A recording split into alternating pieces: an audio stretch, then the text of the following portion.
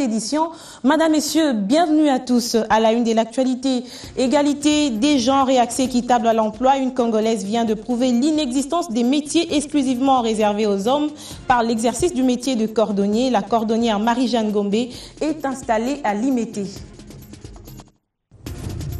Et puis, base même de la vie et de la procréation, la santé sexuelle connaîtrait un déficit de communication auprès de la jeunesse confrontée aux pratiques sexuelles précoces, marquées notamment par des grossesses non désirées. Dossier à suivre dans ce journal. Au moment où les discours sur la police des proximités semblent porter, le Premier ministre a jugé bon de descendre au commissariat général de la police nationale congolaise où sera érigé en octobre un call center des liaisons avec la population. Dans ce journal, Edwige Takassi, invitée de la grande édition, avec elle on parlera de la santé de sa banque. Elle est directrice générale adjointe de la Procrédit Banque. Madame, Messieurs, bienvenue à tous. Complicité entre la police et la population. Augustin Matata Pogno a fait une descente au commissariat général de la police nationale en prélude de la mise en place au mois prochain du Centre national de commandement, de contrôle et de coordination. C'est un centre qui permettra la liaison entre la population et la police en cas d'urgence. Le call center sera géré par un serveur. Je vous propose d'écouter le Premier ministre Matata Pogno. Il subsiste encore quelques éléments périphériques devant être connectés, la logistique devant être appuyée et quelques équipements, des connexions et pour permettre donc le mouvement du personnel de la police vers les centres de détection pour que tous ces équipements qui restent soient rapidement acquis, de manière à ce que les lancements de ces centres puissent se réaliser au mois d'octobre prochain. Ceci pour répondre aux recommandations du chef de l'État, le président de la République, qui veut que la sécurité des Quinois et des Quinoises soit assurée à 100%. Et donc, si un Quinois ou une Quinoise est en insécurité et que l'appel 112 est lancé, la police doit être à mesure de réagir de manière très rapide pour porter son secours à la personne qui est affectée. La volonté du chef de l'État, ce n'est pas d'assurer la sécurité uniquement des populations quinoises, c'est d'assurer la sécurité de l'ensemble de la République. Et donc ici, nous sommes dans un processus progressif, n'est-ce pas? Nous sécurisons d'abord la ville de Kinshasa, qui dispose de près de 12 millions d'habitants, et puis nous allons sécuriser l'ensemble du territoire national. Ce sont des propos du Premier ministre recueillis par nos confrères de la primature. Avenir des élections, un communiqué de la CENI nous est parvenu dans ce journal. En voici le contenu. La Commission électorale nationale indépendante CENI porte à la connaissance de tous les délégués des partis politiques dûment accrédités en qualité de mandataires, membres du comité de liaison entre la CENI et les partis politiques dans le souci de parfaire les préparatifs du séminaire de formation des mandataires des partis politiques. Le programme définitif de formation se présente de la manière suivante.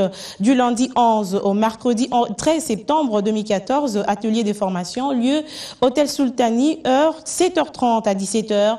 Les invitations y afférentes pour tous les mandataires accrédités sont à retirer à la maison des élections, immeuble ex-Kin-Mazière, du jeudi 4 au samedi 6 septembre 2014. Communiqué fait à Kinshasa, signé par Jean-Pierre Kalamba Moulumba Ngalula, rapporteur de la Commission électorale nationale indépendante. Deuxième communiqué qui émane cette fois-ci du CESAC en rapport avec l'affaire Mike Moukebaye. Le Conseil supérieur de l'audiovisuel et de la communication, institution constitutionnelle d'appui à la démocratie et autorité des régulations des médias, suit avec une particulière attention le dossier judiciaire concernant M. Moukebaye Kosso, directeur du journal RD Congo News, instruit par l'Assemblée plénière en sa session ordinaire du 27 août 2014 et conformément à l'article 9.4 de la loi organique numéro 11/001 du 10 janvier 2011 qui permet au CESAC de mener des actions de médiation entre les différentes protagonistes et intervenants dans le domaine des médias. Le Conseil informe l'opinion que le bureau du Conseil a reçu en date de mardi 2 septembre 2014 les avocats du prévenu Mouké Baye. Au menu de leur entretien, le bureau du Conseil voulait se rassurer de la régularité de la procédure menée contre Mouké Baye sur base de la dénonciation d'une tierce personne au sujet d'un article publié dans le journal R2 Congo News mettant en cause un sénateur et un prélat sans vouloir interférer dans la procédure judiciaire. La justice étant indépendante, le CESAC s'investit dès à présent et dans les limites de ses pouvoirs en vue d'un dénouement apaisé de cette affaire au mieux des intérêts de toutes les parties au procès. Le Conseil invite donc les professionnels de la presse à la retenue et leur demande d'éviter de mener des actions de nature à aggraver le cas de M. Mouké Baye fait à Kinshasa le 3 septembre 2014 pour le Conseil. Madame Chantal Kanimbo, rapporteur, Abbé Jean Bosco Baala, président. Ce journal se poursuit, genre et emploi. Nous vous l'avons annoncé au sommaire. Une femme a choisi d'accéder au métier de cordonnier où elle excelle jusque-là que des hommes. Marie-Jeanne Ngombe s'en sort pourtant bien, comme vous allez le découvrir dans ce reportage. La cordonnerie séduit-elle aussi les femmes ? C'est la question au regard du dévouement de cette femme. Raccommoder ou fabriquer des chaussures cesse de demeurer l'apanage des hommes pour être exécuté avec dextérité par la femme. Marie-Jeanne Ngombe est cordonnière de carrière. Pour elle, c'est un don du ciel.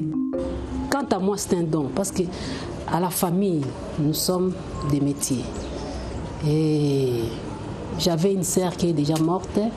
Quand j'étais chez moi, elle réparait. Elle raccommodait bien la chaussure. Donc, elle faisait bien la couture. À ce moment-là, j'étais fatiguée parce que j'ai travaillé comme secrétaire quelque part. Bon, j'ai quitté le boulot. Je n'avais rien à faire. Elle, à la maison, m'a donné le goût des métiers. Comme je suis déjà dans cette famille. Alors, j'avais opté pour la menuiserie.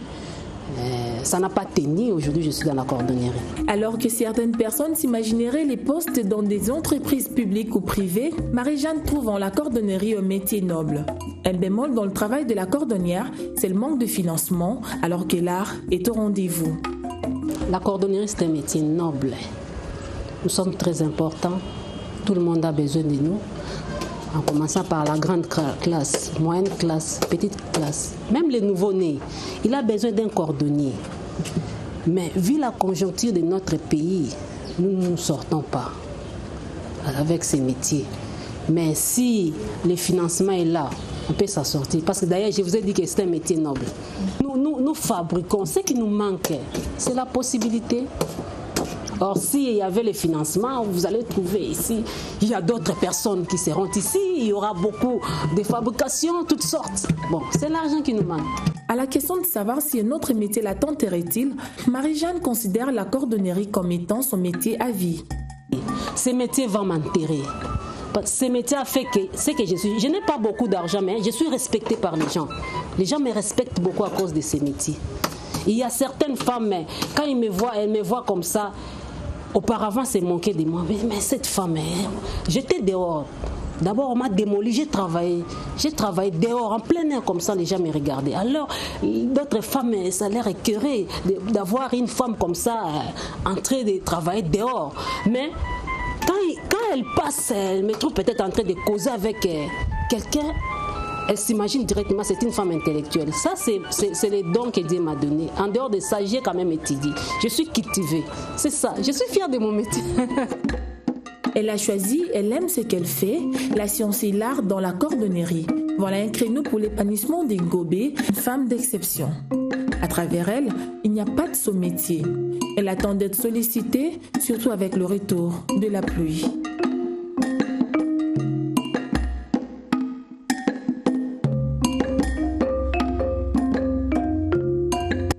Je vous le disais à l'ouverture de ce journal, nous recevons un invité. Il s'agit d'Edwige Takassi, directrice générale adjointe de la Procrédit Banque. Madame, bienvenue.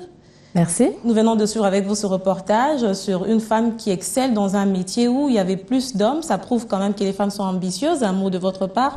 Oui, ça prouve qu'elles sont ambitieuses et ça prouve qu'elles sont bosseuses. Je pense qu'un métier de cordonnier, c'est typiquement un métier d'homme. Elle doit se battre contre beaucoup de préjugés. Elle doit montrer qu'elle peut y arriver. Elle doit d'ailleurs faire ses preuves 2 fois plus que les hommes, comme dans beaucoup de métiers réservés aux hommes. Donc, je reste admirative. Vraiment. Alors, on parle de Procredit Bank. Une brève présentation de la banque. Oui, juste pour rappeler un peu, Procredit Bank fait partie d'un grand groupe international dont le siège est basé en Allemagne. Nous sommes présents en dehors du Congo également sur 2 autres continents, l'Amérique latine, l'Europe de l'Est, 20 pays en tout. Donc c'est un groupe en pleine expansion. Et si on doit parler spécifiquement du Congo, nous sommes surtout connus à Kinshasa, mais nous sommes aussi présents à Matadi et Lubumbashi où nous avons des activités aussi bien pour les entrepreneurs que pour les particuliers. Comment se porte la banque ici en République démocratique du Congo, particulièrement à Kinshasa? Quelle est la santé de Procredit Bank? La banque se porte bien, très bien même. Nous avons terminé l'année 2013 avec un profit de plus de 1 800 000 $. Nous prévoyons de terminer l'année 2014 avec un profit au-delà de 2 millions de $. Donc, c'est dire que nos activités sont en pleine expansion. Nous avons beaucoup de projets en cours. Avec notre profit, que faisons-nous? Je pense que c'est un peu la question qu'on peut se poser. Tout à fait. Surtout cette année, nous avons été très actifs. Nous avons rénové beaucoup d'agences. Nous avons commencé également les prospections pour pouvoir acheter des parcelles, pour être propriétaire, pour ouvrir d'autres agences, notamment à Kinshasa, bien entendu, mais également à Kolwezi, à Bukavu et à Goma. Je pense que ça fera le bonheur de certains de nos clients qui nous réclament d'ailleurs d'être présents. En dépit de quelques rumeurs qui circulaient dans la ville, que vous aviez des problèmes et que vous vouliez fermer la banque. Oui, voilà, ça c'est un très bon point d'ailleurs, je suis contente que vous l'abordiez. Il y a effectivement eu des rumeurs, je pense qu'il y a eu un concours de circonstances de par le fait que nous avons jugé bon de réorganiser notre réseau d'agences. Donc, on a vu des mouvements, certaines agences ont été repositionnées, donc certaines ont fermé, d'autres ont ouvert, parce que nous estimions que nous devions vraiment être dans des endroits très visibles et stratégiques et surtout avoir un standard international.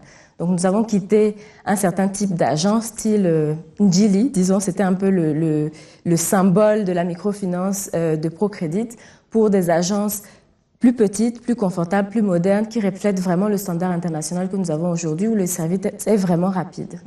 Et qu'est-ce qui s'est passé? Il n'y avait pas de communication entre vous et vos clients pour qu'il y ait cette rumeur ou Ça, je pense que c'est un reproche qui est juste. Nous avons communiqué, mais nous n'avons peut-être pas suffisamment communiqué. Autour de ce genre de réorganisation, nous avons organisé des conférences de presse, mais il est vrai que nous aurions pu aller au-delà et faire beaucoup plus de bruit autour de nos nouvelles agences. Et c'est d'ailleurs le dernier trimestre de l'année. Vous nous verrez beaucoup plus sur vos écrans et nous serons présents pour communiquer sur nos projets d'avenir. Qu'est-ce que Procredit Bank présente comme avantage concurrentiel? On sait que vous n'êtes pas les seules banques à exister ici en République démocratique du Congo. Depuis un certain temps, il y a eu quand même, on peut dire, beaucoup des banques qui ont ouvert leurs portes. Alors, qu'est-ce que vous avez comme avantage que vous présentez à la population quinoise et la population congolaise en général? Nos avantages concurrentiels, je dirais d'abord notre actionnariat. Quand on doit déposer de l'argent dans une banque, la première question qu'on se pose, c'est est-ce que mon argent est en sécurité? Est-ce que je vais le récupérer? Donc un actionnariat solide dans une banque, c'est important. Parmi nos actionnaires, nous avons le bras privé de la Banque mondiale, donc la SFI, nous avons KfW, nous avons notre maison mère en Allemagne. Ce sont des actionnaires solides qui sont engagés dans le long terme. Ça, c'est notre premier avantage concurrentiel qui est vraiment important pour les déposants. Deuxième avantage concurrentiel, et je suis vraiment fière de le dire, c'est notre staff. Notre personnel est vraiment motivé, dynamique. Quand on vient dans une agence, en tant que client, on veut être bien reçu, on veut être compris, on veut que peut-être aussi des cas dans d'autres banques. Mais je pense que nous allons vraiment au-delà. Notre personnel essaye vraiment d'écouter le client plutôt que de simplement le considérer comme un consommateur, de comprendre son activité et d'aller au-delà. Et d'aller, en termes d'expertise, vraiment au fond des choses. Tout à fait. Et quelle est la grande innovation que vous avez, par exemple, apportée sur le marché cette année? Alors cette année, nous sommes focalisés surtout sur 2 grands projets. Alors le premier, c'était le lancement de notre smartphone banking, parce qu'on sait que aussi bien les particuliers que les entrepreneurs sont pressés. Le temps, c'est de l'argent. Il faut qu'ils puissent gérer leur compte, consulter leur solde, leurs mouvements à distance. Et maintenant, ils peuvent le faire à partir de leur smartphone. Donc nous avons une application ultra moderne qui permet, comme en Europe, de se connecter sur ses comptes, de faire des transferts, de visualiser les différents mouvements. Deuxième grande innovation sur laquelle nous nous sommes focalisés cette année, dont nous sommes extrêmement fiers, c'est notre distributeur qui permet de déposer de l'argent. Vous savez, nous sommes connus pour avoir été la première banque à avoir introduit le premier distributeur de billets pour retirer de l'argent. Maintenant, nos machines permettent de déposer de l'argent dans des espaces libre-service ouvert 24 heures sur 24. Donc c'est vraiment un temps fort pour nous et c'est vraiment le signe que nous avons des projets, nous allons de l'avant. Merci Edwige d'avoir répondu à notre invitation, moins que vous n'ayez quelque chose à ajouter. Non, simplement, je pense un mot à nos clients. La dame tout à l'heure a beaucoup parlé de l'accès au financement. Notre cœur de métier, c'est vraiment le financement des PME aussi bien que le financement des particuliers. Donc, nous avons toute une gamme de produits pour les entrepreneurs, comme cette dame entrepreneur. Nous encourageons aussi bien les femmes que les hommes entrepreneurs à découvrir la procrédit. Les intérêts ne sont par moments pas accessibles à tout le monde. Hein. Il faut qu'on se le dise. C'est un très bon point. D'ailleurs, cette année, nous avons massivement diminué nos taux d'intérêt. Je pense que c'est intéressant de venir comparer les taux d'intérêt tels qu'ils étaient avant sur le marché, les taux d'intérêt que nous avons actuellement, aussi bien pour les PME que pour les particuliers, pour les crédits à la consommation. Merci Edwige Takassi d'avoir répondu à notre invitation de ce soir. Je rappelle que vous êtes directrice générale adjointe de la Procrédit Banque. Merci. Merci à vous. Ce journal se poursuit. Dernier virage avant la rentrée scolaire. Les membres du syndicat de carrière ont répondu à l'invitation de leur président afin de suivre la restitution de la revue du plan intérimaire de l'éducation organisé le mois passé dans la ville de Kinshasa. Suivez ce reportage. À perdre à quelques jours de la rentrée scolaire. Les enseignants ruminent plusieurs préoccupations. Il faut des réponses pour les prédisposer à bien encadrer les élèves. Une assemblée générale ne pouvait que tomber à point nommé. La restitution de la revue du plan intérimaire de l'enseignement, l'augmentation du salaire et la sensibilisation sur la rentrée scolaire 2014-2015 ont constitué les grands points à l'ordre du jour. Le gouvernement de la République a pris l'engagement avec le budget 2015 de payer 70 enseignants NP pour suivre les négociations avec le gouvernement. Parce que ce sont des enseignants qui ont beaucoup travaillé. C'est pour revoir les effectifs à la hausse. C'est pour aider les enseignants et que nous ayons une qualité d'enseignement dans notre pays. J'ai confirmé à tous les enseignants, membres des syndicats des enseignants de carrière et des autres syndicats, que la rentrée scolaire n'est pas un fait syndical. Très bel et bien confirmé pour le 8 septembre à 7h30 dans toute l'étendue de la République démocratique du Congo. Pour un bon suivi et une bonne coordination d'action, le président du syndicat des enseignants de carrière recommande aux enseignants de rester à l'écoute de leur comité national. Le CEC se dit prôner le dialogue comme premier moyen de négociation avec l'employeur.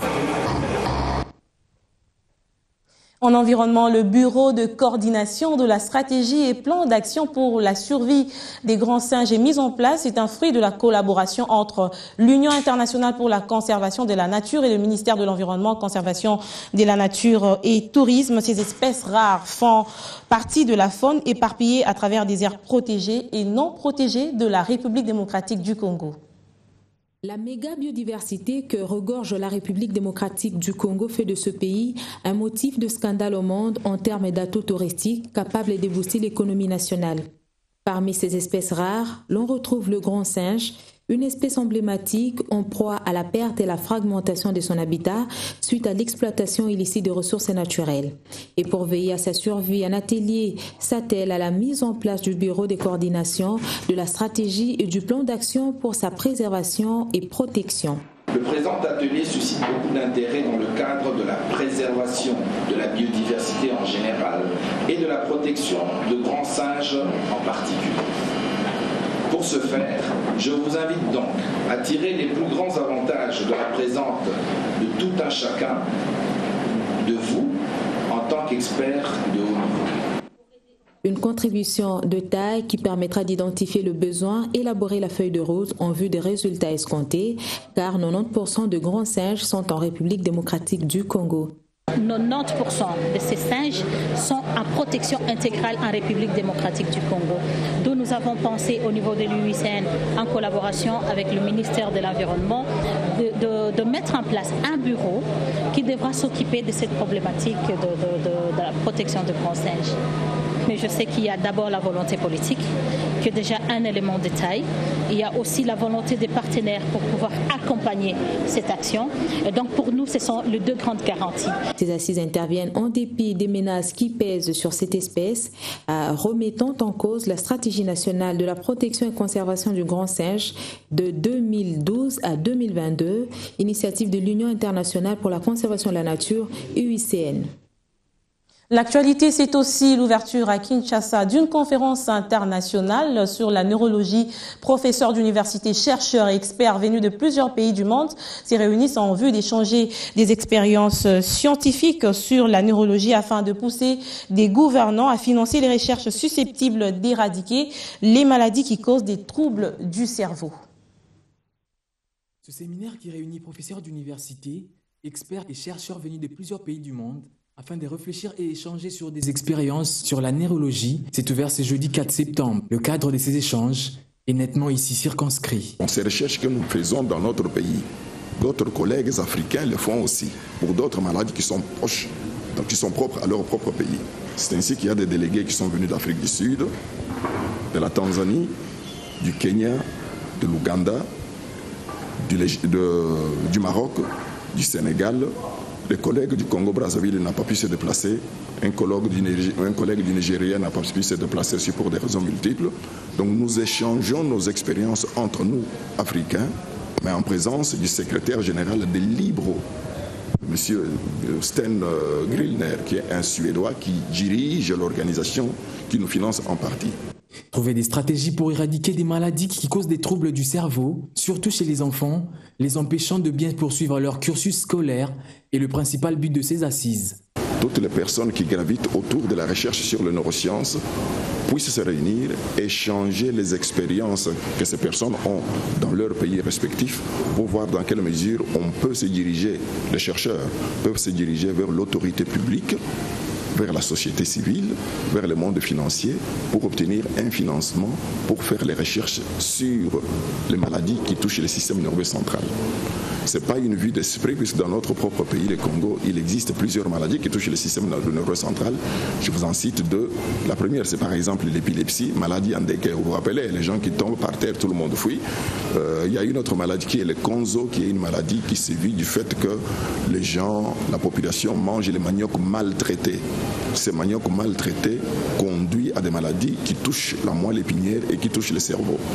Ouvert ce jeudi 4, ce séminaire initié par Global Advocacy Initiative avec l'appui des IBRO, dont un expert est venu de la Suède, se clôture ce vendredi 5 septembre à l'hôtel Sultani à Kinshasa.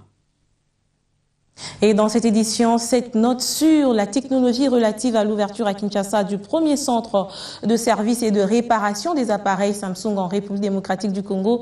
L'objectif est de rapprocher la marque de la clientèle. La cérémonie a eu lieu cet avant-midi en présence de Christian Elongo.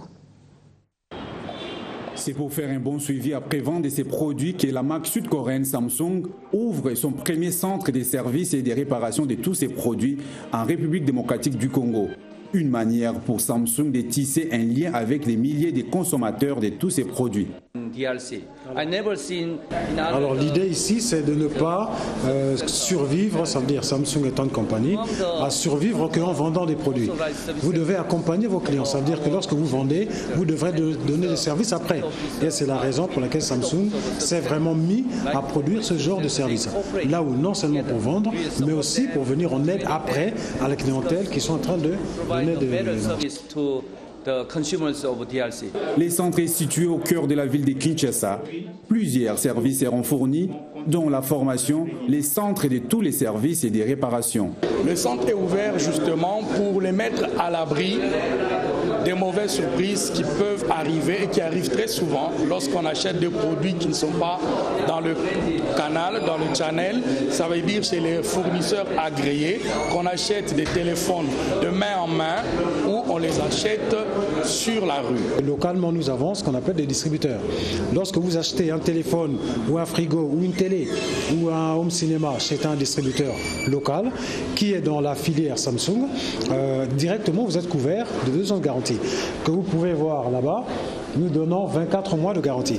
Alors, lorsque vous achetez en dehors de ce channel, ça veut dire en dehors de nos distributeurs officiels, vous achetez à Dubaï, en Chine ou quoi que ce soit, vous n'êtes pas couvert par la garantie. Si vous emmenez votre téléphone ici, votre télé, on va la réparer, mais vous serez facturé. Débutée par la coupure du ruban symbolique par les bourgmestres de la commune de la Gombe, la cérémonie s'est clôturée par la visite des laboratoires des réparations et des salles de formation. On va se séparer sur ce dossier qui porte sur la jeunesse et l'éducation sexuelle. Eh bien, il s'observe une absence d'éducation sexuelle dans la société, un manque qui ne va pas sans conséquence, à part la désorientation que ce déficit entraîne. Il y a cette douloureuse question des grossesses non désirables. Je vous propose de découvrir les conséquences de ce manque de communication sur l'éducation sexuelle dans ce reportage. La sexualité, sujet tabou chez les adultes, mais visiblement accessif chez les jeunes. Ces derniers évoluent à grande vitesse dans le domaine. L'entrée précoce dans la vie sexuelle par les jeunes tend à se généraliser et les conséquences sont proportionnelles au mauvais usage. Les filles sont les grandes perdantes avec les grossesses non désirées. J'ai arrêté les études lorsque je suis tombée enceinte. Et depuis que j'ai accouché, j'ai envie de reprendre les études, mais je n'ai pas de moyens. Après, j'ai rencontré un autre homme et je suis encore tombée enceinte. Je ne m'attendais pas à ça. 2 fois j'utilise le préservatif et 2 fois non. Il est une réalité, non de moindre, les jeunes ont difficile à aborder aisément les sujets et l'environnement s'y prête le moins. Le souci de découvrir par eux-mêmes pousse les jeunes à se choisir un ou des partenaires pour ne pas demeurer en marge de l'évolution. Toutefois, tous ne voient pas les choses d'un même œil. Petite amie, pour dire oui, j'en ai. Je peux dire oui. C'est oui parce que je suis encore jeune. Quand on grandit, il faut avoir quelqu'un, disons. En tout cas pour moi, l'homme ne peut pas vivre sans femme, c'est vice-versa.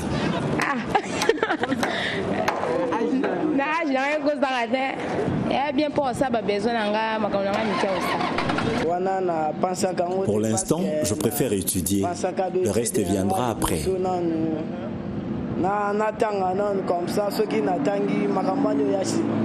C'est vrai que je fréquente des amis qui ont des copines et qui m'influencent, mais je n'aime pas. Ce que je veux prendre chez lui, c'est ce qu'on me donne aussi chez nous. Maintenant, qu'est-ce que je vais aller chercher? Ces questions ne m'intéressent pas. Amusement, autosatisfaction ou curiosité, la sexualité précoce est une question de santé publique. Pourquoi on doit s'intéresser aux jeunes par rapport à cette question de sexualité? Donc il y a 2 intérêts spécifiques. D'abord, parce qu'il y a un lien avec les problèmes de santé publique. Et sexualité, par rapport à la santé, peut arriver à 3 situations majeures. C'est notamment de grossesses qui n'ont pas été prévues, qui doivent arriver. 2, c'est par rapport à des infections sexuellement transmissibles, dont le plus redoutable est l'infection VIH-Sida. Et 3, c'est la conjugaison de tout cela qui peut faire que la qualité de la vie peut être perturbée par l'un ou l'autre problème. En amont, le déficit communicationnel créé par la famille pouvait bien freiner cet élan. Pour le spécialiste de santé, la recommandation efficace contre le dérapage sexuel chez les jeunes est l'accès à l'information réelle. Nous devons recadrer, réorienter par l'éducation sexuelle. Et quand nous disons éducation sexuelle, de quoi nous parlons ? Nous parlons de cette manière-là d'apprendre les questions de sexualité aux jeunes en se basant sur des informations scientifiquement correctes qui tiennent compte de l'âge et qui intègrent la promotion de valeurs et qui soient culturellement pertinentes. Et donc, les jeunes ont droit à l'information sur le fonctionnement de leur corps. C'est tout à fait normal qu'un enfant à 10 ans, à 11 ans, 12 ans sache comment fonctionne l'appareil génital de l'homme, comment fonctionne l'appareil génital des femmes. Ça fait partie des connaissances. Et cette information-là, cette éducation-là, fait également partie du droit des enfants. S'il est vrai que le manque d'information est un facteur immédiat de la sexualité précoce chez les jeunes, il est temps que les parents, les éducateurs, l'Église et tout l'environnement s'impliquent dans le partage responsable des données pour le bien-être de la jeunesse. L'on espère que des leçons sont tirées de la part des uns et des autres. Merci de votre fidélité au programme de BUN Télévision. Je vous retrouve demain.